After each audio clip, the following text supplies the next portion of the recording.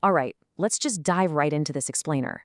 We're looking at something today that completely flips the script on everything we thought we knew about attention deficit slash hyperactivity disorder. For decades, we've thought of ADHD in this very specific, confined way. But recent, massive cohort studies and some wild breakthroughs in immunology are painting a completely different picture. I mean, for years, we focused almost entirely on the brain. But what if it's not just in your head? What if we actually need to look past the brain and zoom out to the body's entire defensive network? We are looking at a massive paradigm shift here, where physical inflammation might actually be the thing driving cognitive distraction and hyperactivity. So here's our roadmap for today. We're going beyond the brain, checking out the allergy connection, hitting the neuroinflammation highway, balancing the Kinurine seesaw, exploring the gut and the womb, and wrapping up with a whole new systemic paradigm. Let's get to it. Starting off with Section 1, Beyond the Brain. Okay, the absolute most crucial thing to grasp here is that we have got to stop looking at ADHD as this isolated, hardware glitch in the prefrontal cortex. It's not just a simple shortage of dopamine. We need to start seeing it for what it really is, a disruption in a massive interconnected biological network. This new paradigm treats ADHD as a systemic condition. Essentially, what happens in your immune system doesn't just stay in your immune system. It directly impacts your brain function, its development, and how you regulate your behavior. Moving right along to Section 2, the allergy connection. Just look at this number. Over 860,000. That is the literal number of kids involved in this massive 11-year cohort study out of Turkey. They tracked the clinical overlap of allergies and ADHD across nearly 1 million children. And, when you have a sample size that huge, the statistical noise just completely fades away. You're left with undeniable clarity. And the crazy part? They weren't just looking at psychiatric symptoms. They were looking at the entire physical health record. And wow, the connection they found is just wild. So compared to a baseline risk of 1.0, if a kid has a respiratory allergy like asthma or allergic rhinitis, their risk of ADHD nearly doubles to 1.96. And if they have a skin condition like eczema, it jumps even higher, up to 2.10. Oh, and the researchers pointed out that these relative risks were notably higher in girls across the board. This isn't just some random coincidence. It's a huge epidemiological flashing red light pointing us straight toward a shared underlying mechanism. The timeline here is super revealing too. It shows us that early childhood physical symptoms pop up long before anyone diagnoses the cognitive symptoms of ADHD. The data literally shows kids who are eventually diagnosed with ADHD often show up at the doctor's office with asthma or eczema up to 2 full years prior to their ADHD diagnosis. Their immune systems are hyperreactive and inflamed way before their behavior ever gets flagged as hyperactive in a classroom. Which brings us to Section 3, the neuroinflammation highway. So how exactly does an allergic, inflamed body translate to a distracted brain? Well, think of your immune system sending out an SOS. When it flares up, maybe from an allergy or a chronic gut issue, it deploys these messenger proteins called cytokines. Think of things like interleukin-6. And what we know now is that these cytokines can actually breach the borders of the blood-brain barrier.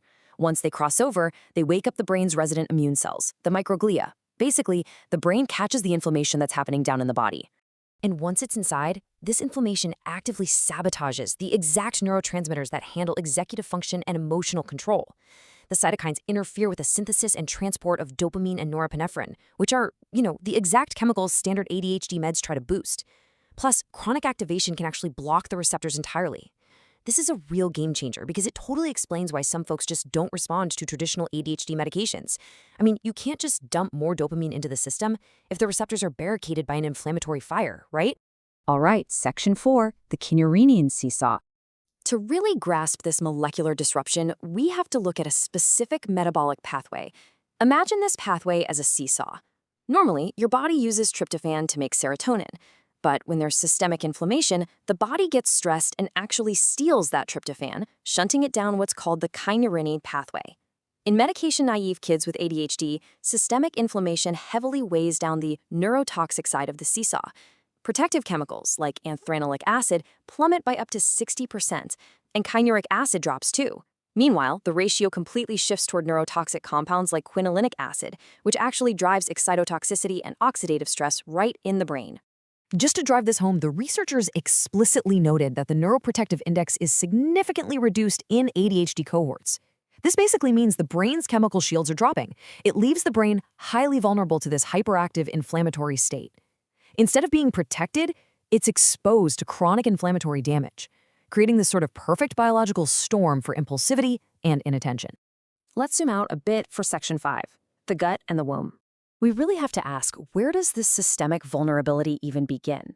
Well, let's look at maternal immune activation, or MIA.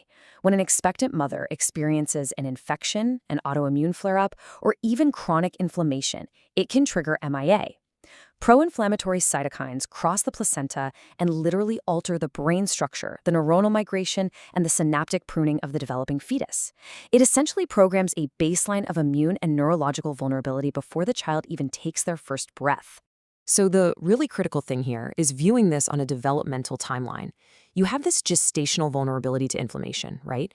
And that manifests physically in early childhood, often as toddlerhood eczema or asthma, and then eventually it manifests neurologically as ADHD in late childhood. It's not a set of random, disconnected issues. It is one continuous thread of immune dysregulation weaving its way through the different stages of growing up. And throughout your whole life, this systemic inflammation is constantly being monitored and regulated by the gut microbiome. Your gut is talking to your brain all the time through 3 main channels: neurologically via the vagus nerve, immunologically using short-chain fatty acids, and endocrinologically through the HPA axis. So if a kid has gut dysbiosis, they lose that crucial regulation. Inflammation spikes, cortisol levels get totally thrown off, and neuroinflammation flares right up into the brain. The gut is, for all intents and purposes, the control room for the brain's immune environment. Finally, Section 6, a new systemic paradigm. We've covered some incredibly dense ground here, so what's the big takeaway? Ultimately, our understanding of ADHD is expanding way past a purely psychiatric lens into a truly holistic, whole-body perspective. We are dealing with chronic, low-grade inflammation, deep gut-brain axis communication, and early immune programming. We literally can't just look at dopamine levels in a vacuum anymore. We have to look at the entire interconnected immune network. As we wrap up this explainer, I want to leave you with a pretty provocative thought about the future here. If chronic inflammation and immune dysregulation are actively driving ADHD symptoms, could the next massive breakthrough in treatment actually involve targeting the gut or managing allergies? Could healing the body actually become the key to treating the mind? It is an absolutely fascinating frontier, and it totally redefines what it means to live with ADHD. Thanks for joining me on this one.